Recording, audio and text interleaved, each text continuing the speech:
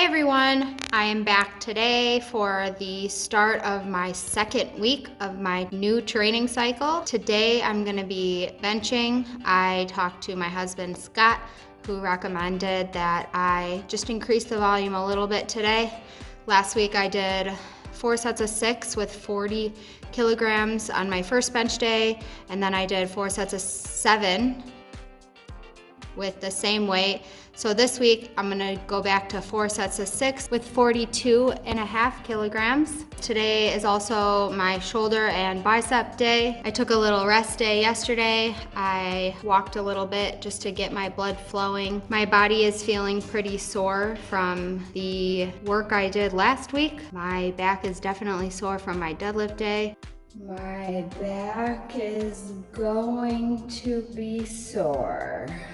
So I'm gonna focus on warming up a little more today. I realized after the fact that this workout was actually not an increase in volume from day 3, but it's more than day 1, and I incorporated some pauses, so it was definitely more challenging.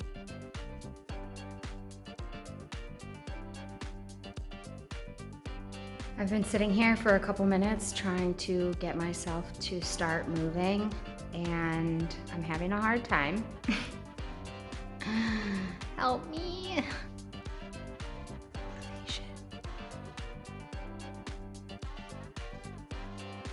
My husband Scott really is and always has been a great source of motivation for me. He's so dedicated to his training and has come such a long way in not only transforming his body but improving his strength over the years. So thanks, Scott.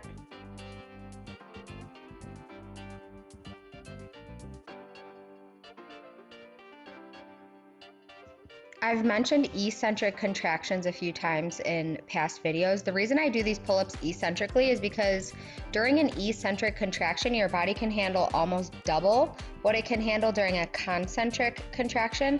So for me, doing 3 normal wide grip pull-ups concentrically would be a lot more difficult. So I do them eccentrically because it is targeting the muscles I want to warm up, but slightly easier since they are just warm-up sets.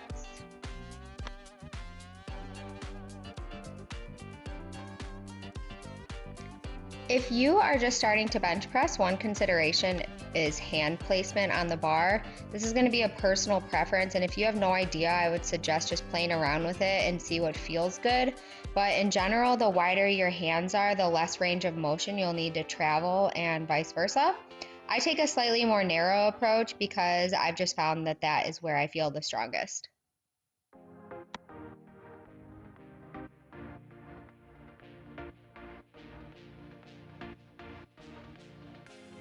So again, for my setup, I am trying to get myself in an arched position where I can get really tight. I try to get my feet as close to my shoulders as I can while keeping my feet flat on the ground.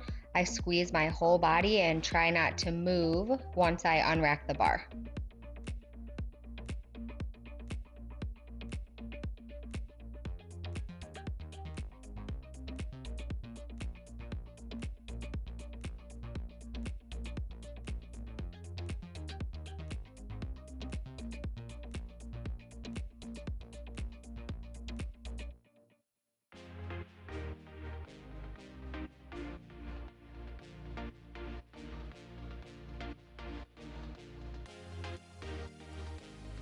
I did want to work on pausing a little bit today, so if you notice, I do a slight pause for the first 2 reps of each set, and I'm just trying to get my body used to that dreaded pause, which is a requirement for competition. As you can see, it's not a very long pause, but it's slightly better than just a quick touch and go. And as you know, this is a slow progression training cycle. This is an extremely difficult workout, so I'm gonna write it down because when you write it, that means you have to do it. I said I needed to start practicing pausing, so here I am doing it, and it's really hard. Now I remember why I wasn't doing it. Oops.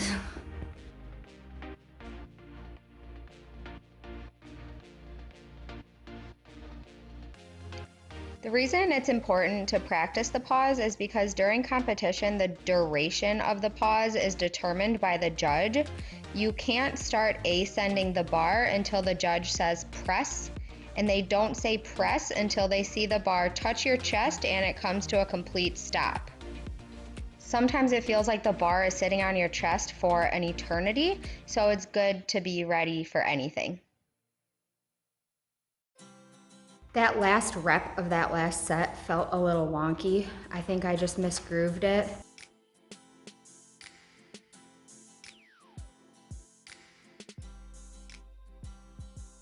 That's one thing I'm trying to think about when I'm doing my lifts, is to stay in line with the bar path.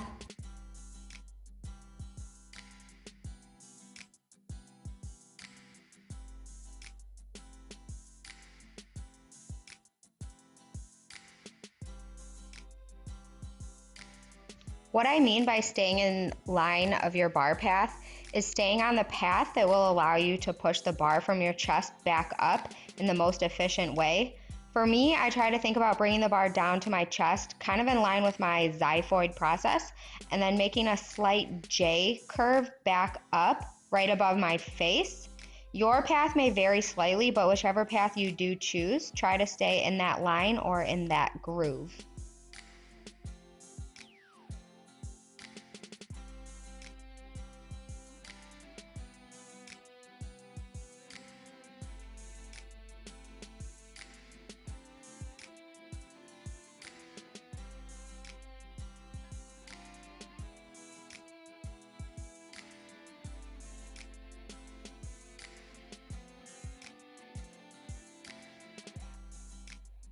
Okay, overall my 4 sets of 6 went pretty well. It was definitely one of the harder workouts I've done lately. Just adding that little bit of weight, and then also my body just being exhausted from last week, but I think it's good to push through that. I'm not overly exhausted where I can't get through the workout.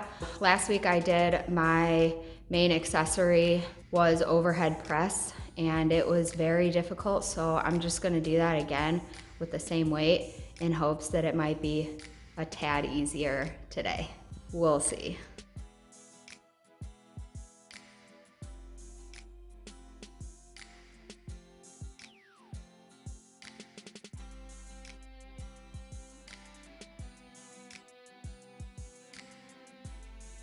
Fortunately, these overhead presses were a little easier to complete, so I decided to up the weight for the last set.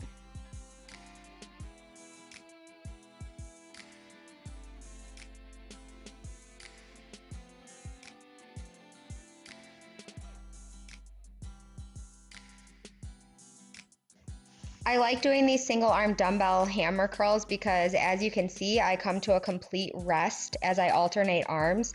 And this is beneficial, one, so that I don't cheat, because I have a tendency to cheat bicep exercises, and two, it forces me to do the full range of motion, allowing the muscle to completely lengthen and shorten in order to get the full contraction.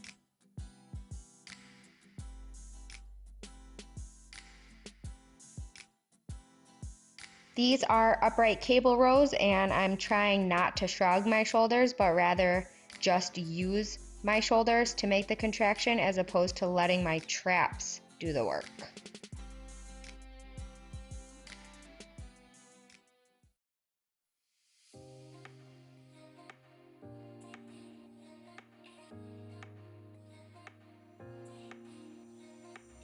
This is another bicep exercise that forces me to completely extend at my elbows so that I don't cheat.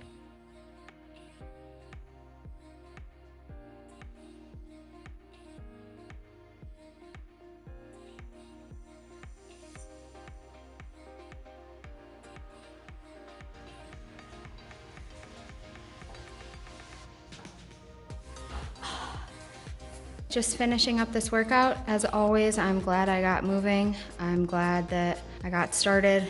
Again, sometimes that's just the hardest part. Next time I will be squatting. I'll be taking into consideration all the tips that Scott gave me, hopefully increasing the volume as well. Thanks for watching. If you liked it, like it and subscribe. That would be really helpful. I appreciate it. And until next time.